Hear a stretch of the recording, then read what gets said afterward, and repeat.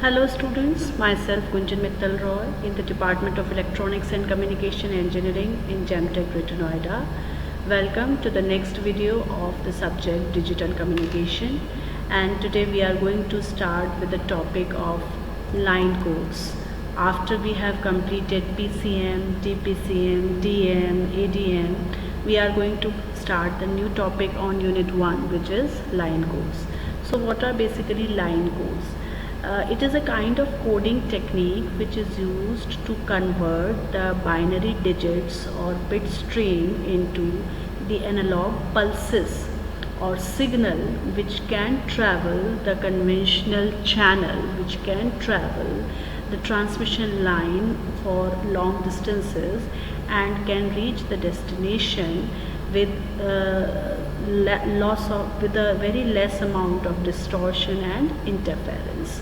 So line coding is a technique of transmitting the digital data in the form of pulses so that it can travel the long distance transmission line without having any distortion or to avoid a particular distortion and interferences.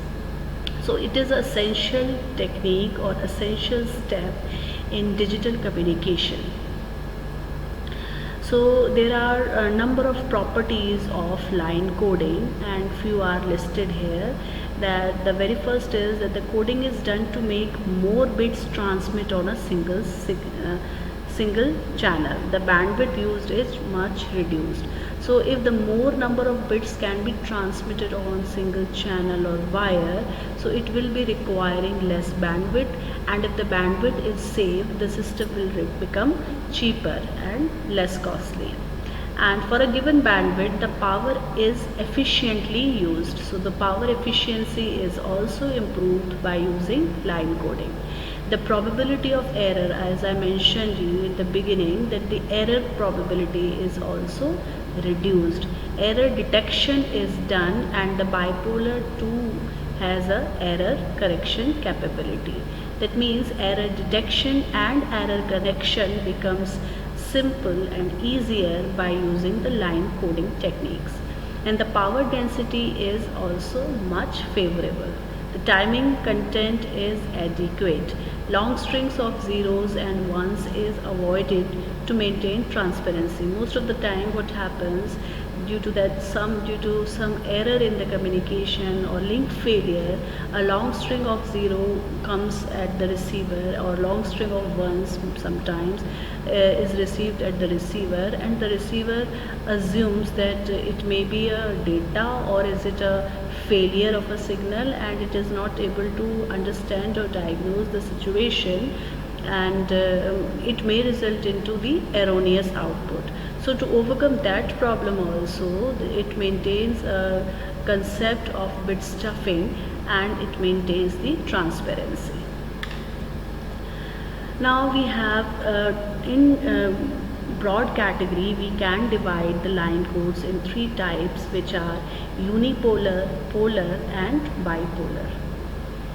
And the very first is unipolar signaling. In case of a unipolar signaling, it can also be called as simply on-off keying or OOK.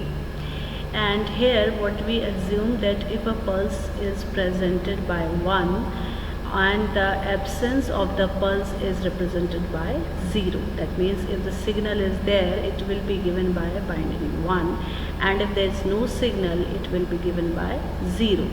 Now there are two variants of unipolar signaling, which are NRZ and RZ, which means non-return to 0 and return to 0. So firstly we are going to study unipolar non-return to 0, which is NRZ. This is the basic technique of line coding, and here we have a clock which is given by a square wave as shown in the diagram, and we have a message signal in the form of binary digits bit stream having number of ones and zeros. Now the unipolar NRZ, what it will do, if there is binary 1, it will send a definite voltage, it will send a definite signal of a particular voltage for the duration for which there is binary 1, and it will not send any voltage or any signal for the duration for which the data is 0. So it is almost identical to the data we have. If the data is 101001110, the unipolar NRZ code is almost similar like 101001110, except that in unipolar NRZ code a particular magnitude of the voltage V is used to represent that binary bit stream, and that voltage is required for the transmission of the signal. Now there are so many advantages and disadvantages of this unipolar NRZ line code. The advantage is that it is simple and requires less bandwidth, but the drawbacks are that the no error correction is done, and the presence of low frequency component may cause the signal drop. No clock is present, loss of synchronization is likely to occur. So there are a lot of disadvantages over the advantages in case of a unipolar NRZ line coding.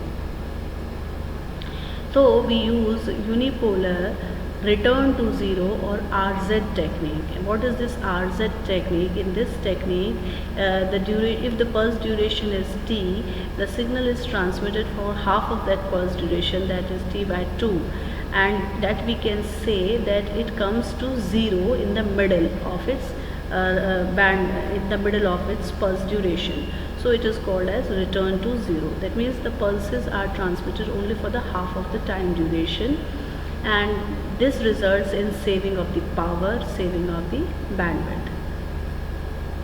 This is the example diagrammatic representation of the unipolar RZ code.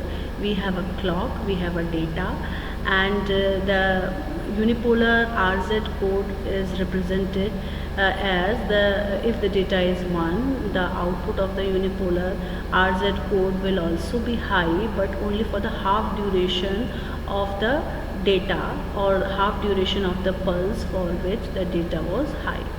And for the 0 data, if the data is 0, the unipolar RZ code will give 0 for the entire duration. That means if binary 1 is there, if the data is high, the unipolar RZ code will be high for only half duration, and it will remain low for the entire duration of the data. So in this way we will send the binary data, or we will send the signal only for the half of the time duration of the data, and this will result into the saving of the bandwidth and saving of the power and energy. This also has got lot of advantages and disadvantages. The advantage is that it is simple, and spectral line present at the symbol rate can be used as a clock. But the drawbacks are again the same, that there is no error correction, occupies twice the bandwidth as unipolar NRZ. The signal drop is caused at the place where the signal is non-zero at 0 Hz. So the third technique is the second technique is the polar technique, and here also it is of two types, polar NRZ and polar RZ. In case of polar NRZ, a high in data is represented by a positive pulse, while a low in data is represented by a negative pulse. In case of a unipolar technique, which is the very first technique which we have just covered, high of the data was represented by a positive pulse, but the low of the data was not represented by a negative pulse, rather it was represented by 0. Now it is represented by negative pulse in case of a polar technique. So as the name is polar, the polarity is considered as positive and negative for high data and low data.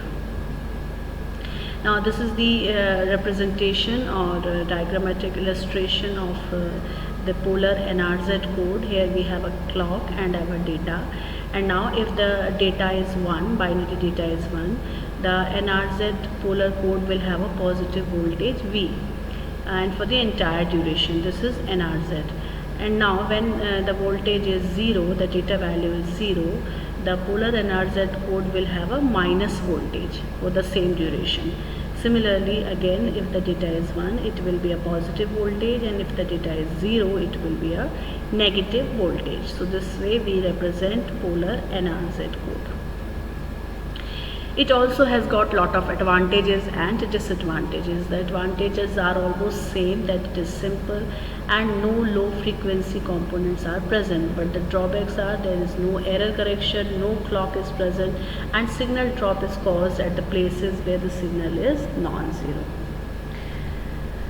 Now we come to the polar RZ technique. So the polar RZ technique has the polarities, means positive voltages transmitted for binary high and negative voltages are transmitted for binary low, but it is done for only half of the bit duration. So this way we get the output of a polar RZ code. So if the binary data is 1, it is transmitted for only positive half voltage. The positive voltage is transmitted only for half time duration of bit duration. And if the binary data is 0, the signal is transmitted and the negative voltage is transmitted again for half of the time duration. The advantage and disadvantages are again evident: simple, no low frequency component, and the drawbacks: no error correction, no clock present, occupies twice the bandwidth, and the signal drop is caused at the places where the signal is non-zero at 0 Hz. Thank you so much.